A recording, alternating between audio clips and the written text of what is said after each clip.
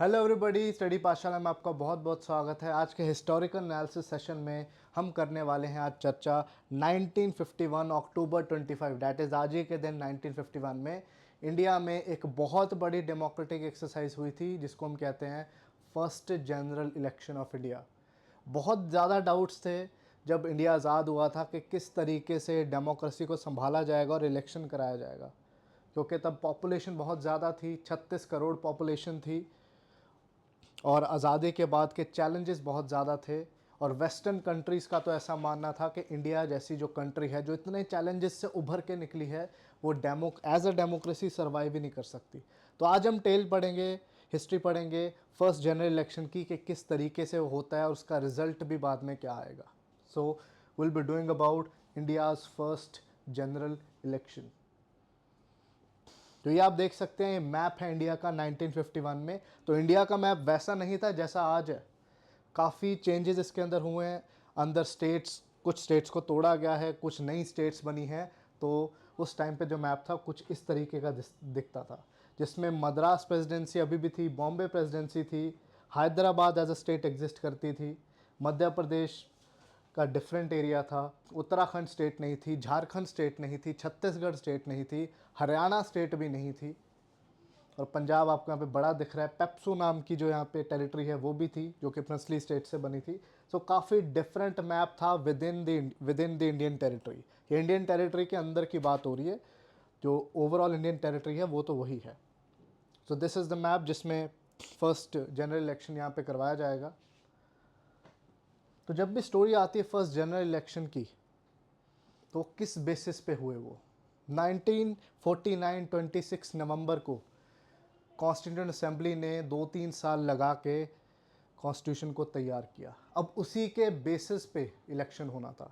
1951 में क्या होगा, what will happen in 1951, representation of the peoples act 1951 तैयार होगा, जिसके बेसिस पे इलेक्शन लड़े जाएंगे, जिसमें काफ़ी डिटेल्स होंगी इलेक्शन के बारे में, और क्वालिफिकेशन, डिसक्वालिफिकेशन और काफ़ी चीज़ें इसके अंदर मेंशन होंगी। 1950 एक वो ईयर था जब election commission of India create किया गया था। 1950 वाज दैट ईयर, जहाँ पे पहले जो इलेक्शन कमिश्नर बनते हैं वो थे सुकुमार सेन। इन्होंने ऐसी मिसाल कायम की है पूरी दुनिया में इलेक्शन की, डेमोक्रेसी की, कि पूरी दुनिया में आज भी इनकी वाहवाही होती है। इलेक्शन कमीशन ने ऐसे स्टैंडर्ड्स सेट किए जो कि जिसकी मिसाल आज भी दी जाती है। तो सुकुमार सेन का इतना अच्छा एक्ट था, इतना अच्छा मैनेजमेंट था फर्स्ट जनरल इलेक्शन को लेकर, कि 1953 में सूडान में भी इन्होंने इलेक्शंस को मैनेज किया। 1953, जो कि 2 साल बाद ही। तो दिस इज सुकुमार सेन। जब हम इंडियन जनरल इलेक्शन की बात करते हैं तो एक्सरसाइज उस टाइम के हिसाब से बहुत ज़्यादा बड़ी थी। टेक्नोलॉजी उतनी नहीं थी, इलिटरेसी बहुत ज़्यादा थी। लिटरेसी का रेट सिर्फ 18.33% था 1951 में। तो चैलेंज बहुत ज़्यादा था। और एक बहुत इंटरेस्टिंग बात अगर बात करें फर्स्ट जनरल इलेक्शन की, तो जब वेमेन वोटर्स को रजिस्टर किया जा रहा था, स्पेशली नॉर्थ इंडिया के यूपी, बिहार, मध्य प्रदेश वाले एरिया में, हिंदी बेल्ट जिसको हम बोल देते हैं, तो वहाँ पे बहुत सारी लेडीज़ अपना नाम नहीं बता रही थी, अपने आप को किसी की वाइफ या किसी की बेटी बता रही थी, बट अपना नाम नहीं बता रही थी। तो ये एक इस तरीके के चैलेंजेस और बड़े चैलेंजेस थे इलेक्शन कमीशन के लिए। So that is why 2 million से भी ज़्यादा वोटर्स को यहाँ पे कट करना पड़ा इलेक्शन कमीशन ऑफ इंडिया को। टोटल 17.3 करोड़ लोगों को यहाँ पे रजिस्टर किया गया, और 45.7% वोटर टर्नआउट यहाँ पे होता है, जबकि लिटरेसी का लेवल कोई बहुत ज़्यादा नहीं है। केरला का डिस्ट्रिक्ट कोट्टायम में 80% से ज़्यादा यहाँ पे वोटर टर्नआउट होता है, और शाहदोल जो कि मध्य प्रदेश में है वहाँ पे 18% होता है, जो कि लोएस्ट यहाँ पे रेशो रहती है। सो बहुत एक बड़ी यहाँ पे एक्सरसाइज हुई जहाँ पे काफ़ी चैलेंजेस आए, लेकिन उन चैलेंजेस को बहुत सक्सेसफुली फेस किया यहाँ पे इंडिया के लोगों ने, और specially election commission of India ने। पहले इलेक्शन कमीशन यहाँ पे सोच रहा था कि अलग अलग कलर्ड बॉक्सेस को यहाँ पे रख दिया जाएगा वोटिंग के लिए, बिकॉज लोग शायद इलेक्शन सिंबल्स को समझ ना पाएँ कि किसको वोट करना है किसको नहीं करना है, मे भी कोई कन्फ्यूजन वहाँ पे हो जाए। लेकिन उसके बाद डिसाइड किया गया कि बैलेट बॉक्सेस और उसके ऊपर सिंबल ही लगाया जाएगा, जिसके लिए 19 लाख बैलेट बॉक्सेस को मैन्युफैक्चर भी किया गया। 3 लाख से भी ज़्यादा पेपर रोल्स को भी मैन्युफैक्चर किया गया पूरे इलेक्टोरल प्रोसेस के लिए। तो जो इसके पीछे पूरी मशीनरी लगी हुई थी इलेक्शन प्रोसेस के लिए, ये बहुत बड़ी थी, स्पेशली जब 1950s के हिसाब से इसको देखें। So the task was really big. इसमें 489 सीट्स पे इलेक्शन लड़े जाने थे। और इसमें एक और इंटरेस्टिंग बात बता दें कि 86 सीट्स वो थी फर्स्ट जनरल इलेक्शन में जहां पे एक से भी ज़्यादा कैंडिडेट चूज़ किए जाने थे, एक से भी ज़्यादा कैंडिडेट। फॉर एग्जांपल कि एक ही सीट में एक शेड्यूल्ड कास्ट के भी मेंबर आए हैं और जनरल कैटेगरी से भी आए हैं। लेकिन 1960 में जो ये मल्टीपल कैंडिडेट वाला सिस्टम था, इसको स्क्रैप कर दिया गया था। तो this was a very interesting thing, जो कि शुरुआत में जब हम बात करते हैं इलेक्शन, पहले जनरल इलेक्शन की, वहाँ पे जो चीज़ हो रही थी। और एक और बड़ी बात यहाँ पे क्या होती है कि 25 अक्टूबर से 21 फरवरी 1952, मतलब कि 3-4 महीने तक जो है ये पूरा प्रोसेस चलेगा इलेक्शन का। आजकल हम देखते हैं कि जो रिसेंटली में जनरल इलेक्शंस हो रहे हैं, उसमें बहुत ज़्यादा फेजेस नहीं होते। ऐसा नहीं होता कि 30-40 फेजेस हो रहे हैं, कहीं पे 5, कहीं पे 7, कहीं पे 10, इस तरीके से फेजेस हो रहे हैं। लेकिन पहले जनरल इलेक्शन में 68 फेजेस में इलेक्शन करवाया गया, क्योंकि चैलेंज बहुत बड़ा था, इंफ्रास्ट्रक्चर उस हिसाब से रेडी नहीं था, बहुत ज़्यादा डाउट्स उसमें ऑलरेडी आ रहे थे। तो 68 फेजेस लगे इलेक्शन को करवाने में। जबकि अगर बात करें हम, पहला फेज़ जो इलेक्शन का हुआ, उसमें चीनी और पंगी, जो कि हिमाचल प्रदेश में एरियाज थे, वहाँ पे वोटिंग करवाई गई।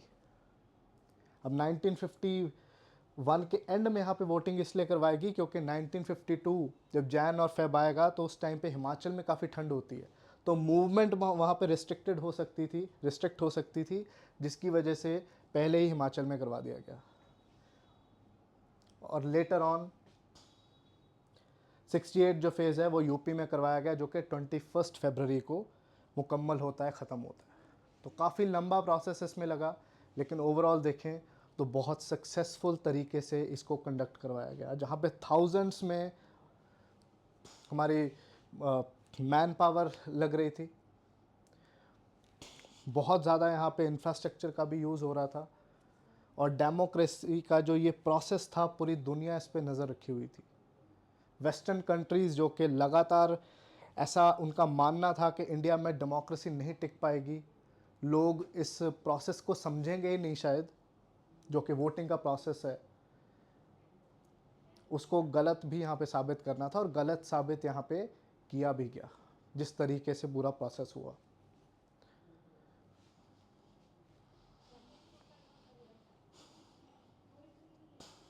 अब यहाँ पे रिज़ल्ट की बात कर लेते हैं।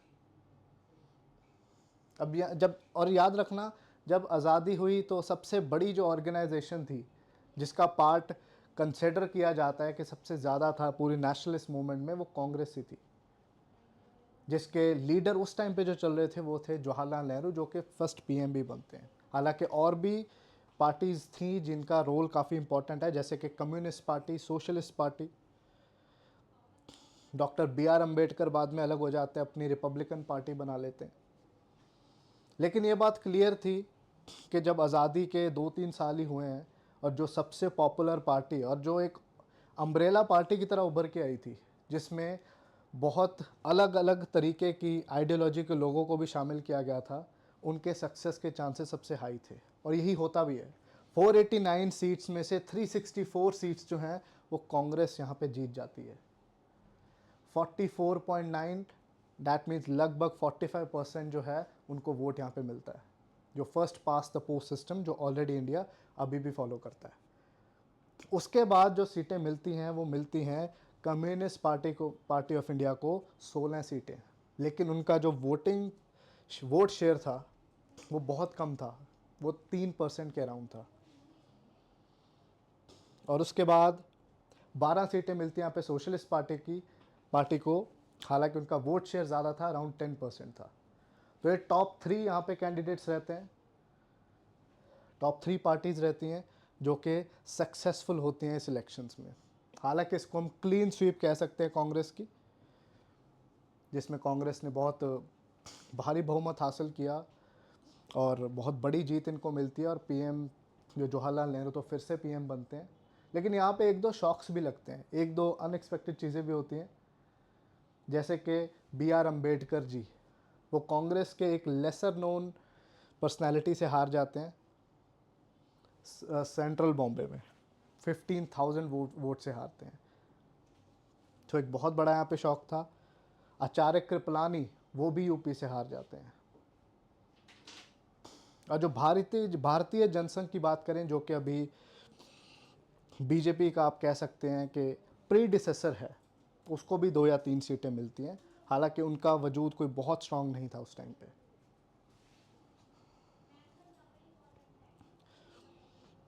So this is the story of the first general election. इसके बाद और भी ज़्यादा इलेक्शंस करवाए जाएंगे टाइम टू टाइम, और इलेक्शन और पूरा प्रोसेस और पूरा जो सबसे बड़ी डेमोक्रेसी का सबसे बड़ा जो प्रोसेस है, ये बहुत सक्सेसफुली ओवर द ईयर्स इसको मुकम्मल किया जाएगा। और वेस्टर्न जो थ्योरीज थी, जो कॉन्स्पिरेसीज थी, जो कहते हैं कि इंडिया में ये चीज़ हो ही नहीं पाएगी, उसको कंटिन्यूसली गलत भी साबित कर दिया जाएगा। So this is all about today's historical analysis. कल हम फिर से हाजिर होंगे एक और एनालिसिस के साथ, जहाँ पे कोई डिफरेंट टॉपिक हम लेंगे। तो आप वीडियो को लाइक करिए, शेयर करिए, चैनल को सब्सक्राइब कीजिए। जय हिंद।